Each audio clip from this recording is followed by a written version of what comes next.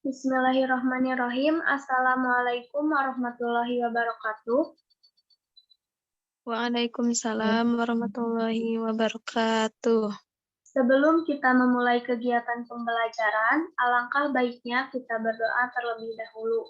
Kepada Nursak dipersilahkan untuk memimpin doa.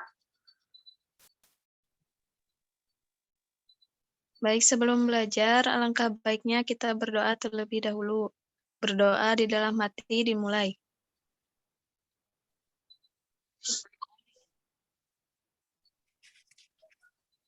Berdoa selesai. Beri salam. Assalamualaikum warahmatullahi wabarakatuh. Waalaikumsalam warahmatullahi wabarakatuh. Alhamdulillah. Terima kasih kepada Nursak yang telah memimpin doa. Bagaimana kabarnya? Sehat? Alhamdulillah sehat, Ibu. Alhamdulillah. Sebelum kita memulai kegiatan pembelajaran, kita absen terlebih dahulu ya.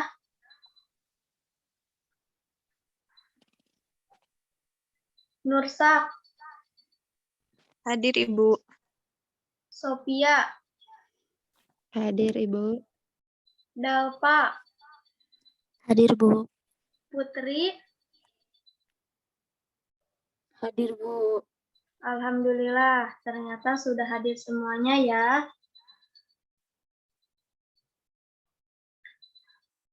Lanjut kepada materi yang akan dibahas pada pembelajaran hari ini, yaitu mengenai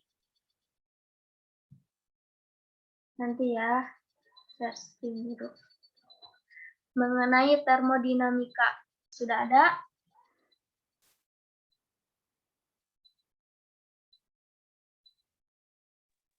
Sudah ada, Bu. Sudah. Ya. Dalam termodinamika ini, apakah kalian mengetahui alat-alat ini? Tahu, Bu. Tahu. Mengetahui.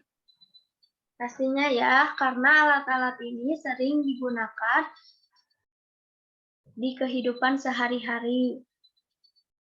Alat-alat ini juga memiliki hubungan dengan hukum termodinamika yang akan kita bahas pada hari ini. Adapun tujuan dari pembelajaran hari ini yaitu yang pertama, mendeskripsikan pengertian dari sistem lingkungan, mempromosikan hukum-hukum termodinamika yaitu hukum termodinamika, hukum ke-1 termodinamika, hukum kedua termodinamika, dan hukum ketiga termodinamika. Yang selanjutnya mengaplikasikan atau menerapkan hukum termodinamika dalam kehidupan sehari-hari. Begitu pula yang selanjutnya yaitu mampu menetapkan hukum termodinamika ke-1 dan kedua dalam contoh soal. Lanjut ya. Lanjut kepada pengertian dari termodinamika.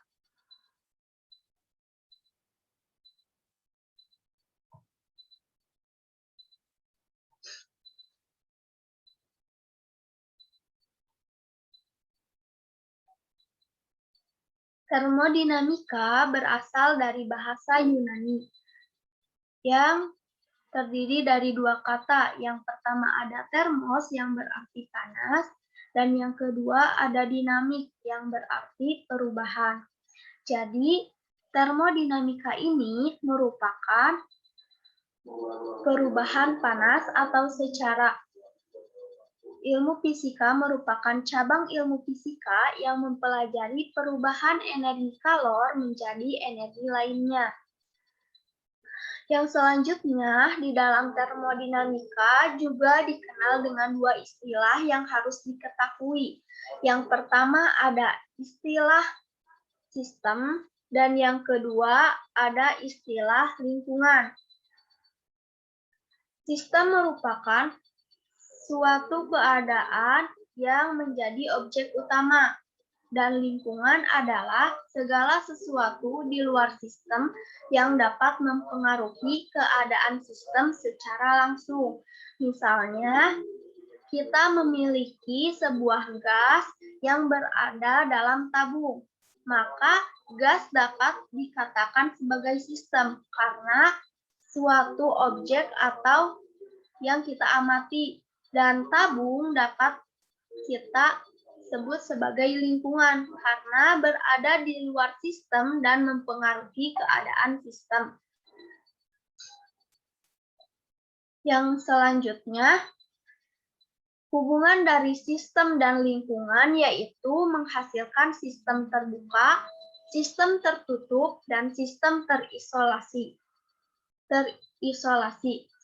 Sistem terbuka terjadi apabila pertukaran energi, panas dan kerja, dan benda dengan lingkungannya. Jadi terjadi pertukaran antara panas, kerja, dan lingkungannya. Yang kedua, ada sistem tertutup. Sistem ini terjadi pertukaran energi, yaitu panas dan kerja, tetapi tidak dengan bendanya, yang menjadi pertukaran dengan lingkungannya. Dan yang ketiga, ada sistem terisolasi, yaitu tidak terjadi pertukaran antara energi atau kerja dengan lingkungannya. Jadi tidak ada pertukaran sama sekali. Perhatikan gambar ini. Gambar ini merupakan contoh dari sistem terbuka, sistem tertutup, dan sistem terisolasi. Sistem terbuka terdapat sebuah gelas yang berisikan air yang bersuhu tinggi, misalkan hangat ya. Gelas tersebut tidak tertutup, maka akan terjadi panas itu pertukaran dengan lingkungannya.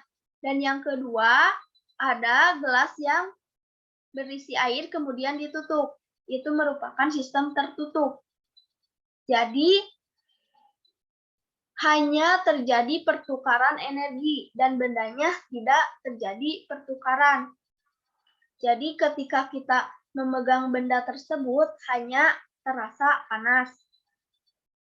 Yang selanjutnya ada sistem terisolasi. Contohnya air yang berada di dalam termos. Keadaan ini mempertahankan air yang berada di dalam termos tersebut. Selanjutnya, lanjut kepada sub pokok materi kali ini, yaitu mengenai hukum-hukum termodinamika. Secara umum, hukum-hukum termodinamika dapat dibagi menjadi 4. Yang pertama ada hukum ke-0 termodinamika, yang kedua ada hukum ke-1 termodinamika, yang ketiga ada hukum kedua termodinamika, dan yang terakhir ada hukum ketiga termodinamika. Kita bahas satu persatu. Yang pertama ada hukum ke-0 termodinamika. Hukum ini menyatakan bahwa jika dua sistem berada dalam kesetimbangan termal dengan sistem ketiga, maka mereka berada dalam kesetimbangan termal satu sama lain. Contohnya, seperti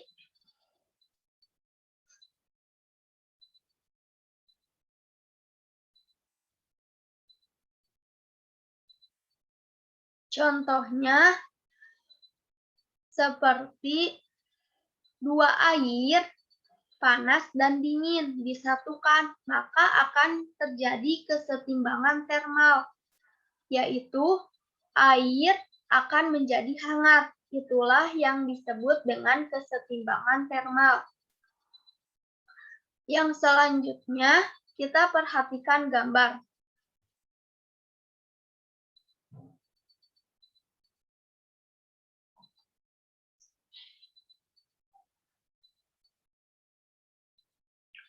Dari gambar berikut, terdapat A dan C yang memiliki kesetimbangan termal, dan benda B memiliki kesetimbangan termal dengan C.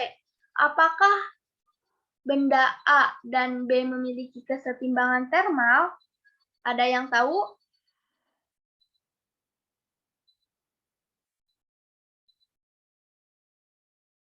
Jadi, benda A dan B memiliki kesetimbangan termal.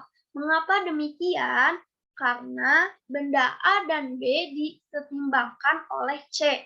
Jadi begini, ketika A dan B, misalkan gini, ada dua air hangat yang misalkan ada dua air hangat kemudian disatukan, maka tidak akan menjadi dingin atau menjadi panas yang lebih tinggi. Itulah yang disebut dengan kesetimbangan termal.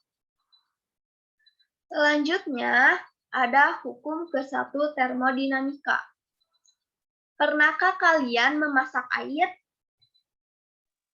Sering, Bu, tiap hari. Ya, sesungguhnya kita telah melakukan hukum ke-1 termodinamika dalam proses memasak air.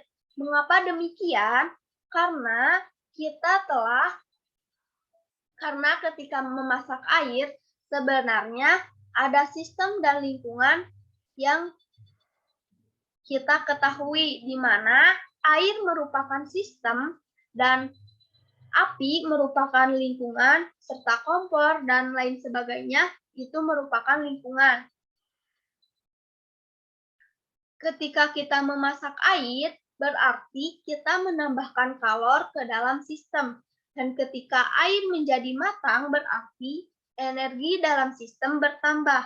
Kemudian ketika tutup teko bergerak, kalian suka memperhatikan ketika air mendidih dan tutup teko bergerak-gerak? Itu menunjukkan sistem melakukan usaha. Jadi, hukum ke-1 termodinamika ini menyatakan bahwa energi tidak dapat diciptakan maupun dimusnahkan, melainkan hanya bisa diubah bentuknya saja. Jadi, ketika kalian memasak air, sesungguhnya air bukan menjadi surut atau habis, melainkan air tersebut diubah menjadi bentuk energi yang lainnya, seperti embun. Dan contoh yang kedua dalam sistem termodinamika yaitu penerapan pada termos. Selanjutnya, hukum termodinamika ke-1 dapat dituliskan secara sistematis, yaitu Q sama dengan delta U ditambah W, di mana Q merupakan energi kalor dan delta U merupakan perubahan energi dalam, serta W merupakan usaha. Di dalam hukum ke-1 termodinamika ini ada aturan tanda, di mana ketika Q bertanda positif, berarti kalor ditambahkan pada sistem. Dan ketika Q bernilai negatif, maka kalor dilepaskan sistem. Kemudian, ketika W bernilai positif, sistem melakukan usaha pada lingkungan. Dan ketika W bernilai negatif, itu menunjukkan lingkungan melakukan usaha pada sistem. Lanjut kepada contoh soal. Kita diskusi ya, sambil diskusi. Di sini terdapat kalor sebanyak 3.000 Joule ditambahkan pada sistem, dan sistem melakukan usaha 2.500 Joule pada lingkungan. Perubahan energi dalam sistem adalah, jadi ketika Q atau kalor ditambahkan pada sistem, itu berarti Q bernilai positif. Dan ketika sistem melakukan usaha, berarti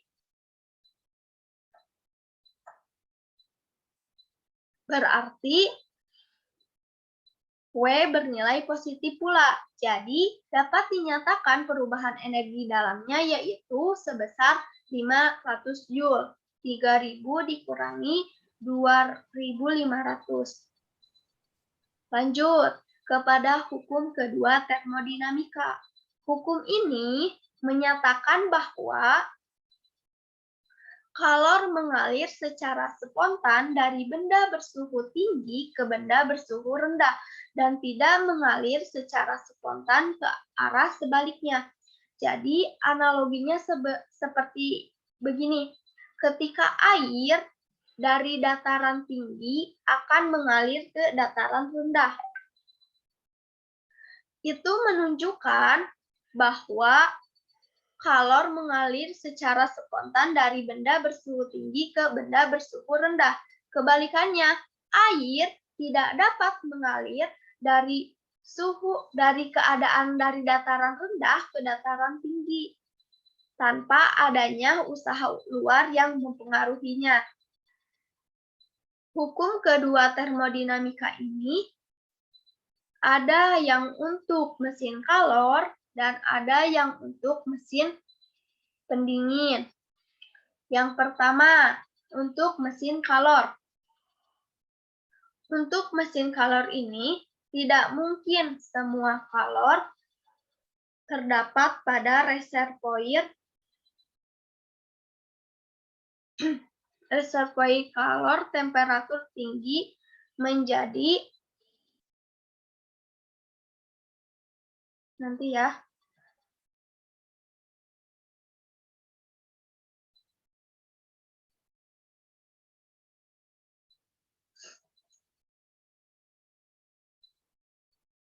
Ulang ya, yang pertama yaitu mesin kalor. Tidak mungkin mengubah semua kalor yang terdapat pada reservoir kalor temperatur tinggi menjadi kerja dalam sebuah siklus kerja tanpa membuang sebagian kalor ke reservoir kalor temperatur rendah. Pernyataan ini dapat kita gambarkan sebagai berikut. Jadi, semua mesin kalor yang bekerja akan menghasilkan kerja, yaitu sebesar W, dengan mengkonversikan kalor dari sumber kalor yang lebih tinggi, pasti akan membuang sebagian kalor ke reservoir yang paling rendah. Artinya, tidak semua kalor dapat diubah menjadi kerja. Pasti ada kebocoran dan kerugian yang disebut dengan efisiensi. Contoh, sebuah motor berbahan bakar bensin membakar campuran udara dan bahan bakar dan menghasilkan kalor. Energi kalor ini tidak semuanya dapat diubah oleh mesin menjadi kerja, tetapi pasti ada sebagian yang dibuang ke lingkungan sekitar melalui pendingin mesin sehingga sisa gas terbuang. Kita dapat hitung efisiensi sistem dapat dihitung dengan membandingkan kerja yang dihasilkan dengan kalor yang diberikan secara matematis. Dapat dirumuskan efisiensi sama dengan usaha dibagi dengan kalor yang berreservoir tinggi. Yang kedua, ada mesin pendingin. Menyatakan bahwa tidak mungkin memindahkan kalor dari reservoir temperatur rendah ke reservoir temperatur tinggi dalam sebuah siklus kerja tanpa membutuhkan kerja dari luar sistem. Hukum kedua ini dapat kita lihat gambarnya. Nah, jadi tidak mungkin reservoir suhu rendah dapat mengalir ke reservoir suhu tinggi kalau tidak ada usaha yang mempengaruhinya. Contohnya seperti lemari es. Lemari es ini mendinginkan ruangan di dalam lemari es dengan cara membuang kalor dari dalam es ke luar lingkungan. Temperatur ini dalam lemari es lebih rendah daripada temperatur di luar lemari es. Supaya lemari es dapat bekerja, maka lemari es ini diambil dari energi listrik yang digunakan untuk menggerakkan kompresor pada mesin pendingin lemari es. Jadi, inti dari hukum kedua termodinamika ini adalah Setiap proses konversi energi selalu menghasilkan kerugian yang disebut dengan efisiensi.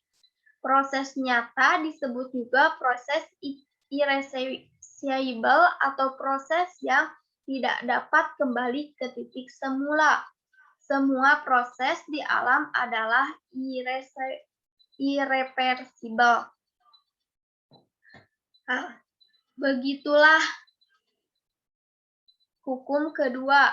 Yang selanjutnya yaitu hukum ketiga termodinamika, yang menjelaskan atau berbunyi suatu sistem yang mencapai temperatur nol absolut, semua proses akan terhenti dan entropi sistem akan mendekati nilai minimum.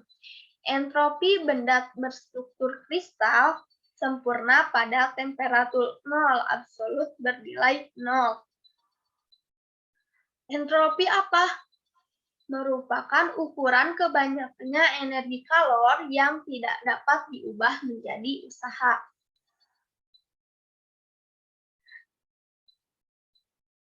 Materi mengenai hukum termodinamika ini sudah selesai.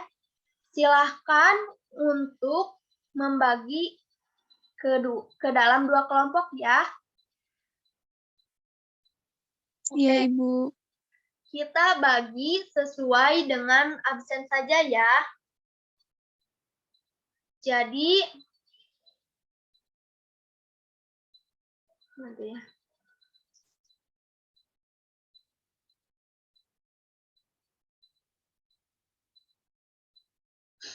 Jadi Nursak bersama Sophia, kemudian Tia bersama Dalpa dan Putri, dan yang lain. Oh, gini aja. Pembagian kelompoknya dikembalikan kepada anak-anak. Silahkan untuk memilih dengan siapa saja. Dan di sini ada soal yang harus kalian kerjakan. Silahkan untuk screen dulu. Sudah? Sudah, Bu. Baik. Ini dijadikan tugas saja ya, karena waktunya sudah habis. Siap, Ibu. Iya, Ya. Bu. Alhamdulillah, pembelajaran hari ini telah selesai. Kita tutup saja dengan doa bersama-sama.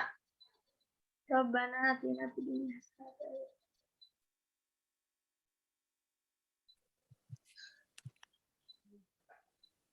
Oh iya, sebelumnya ada yang ditanyakan? Tidak, Bu. Tidak. Belum ada, Ibu. Ya, terima kasih. Kalau tidak ada, ditutup saja ya. Boleh? Iya, Bu. Ya, untuk tugasnya silahkan kita gunakan Google Classroom sebagai bahan diskusi. Iya, Bu. Siap, Bu. Ya, Bu. Ya.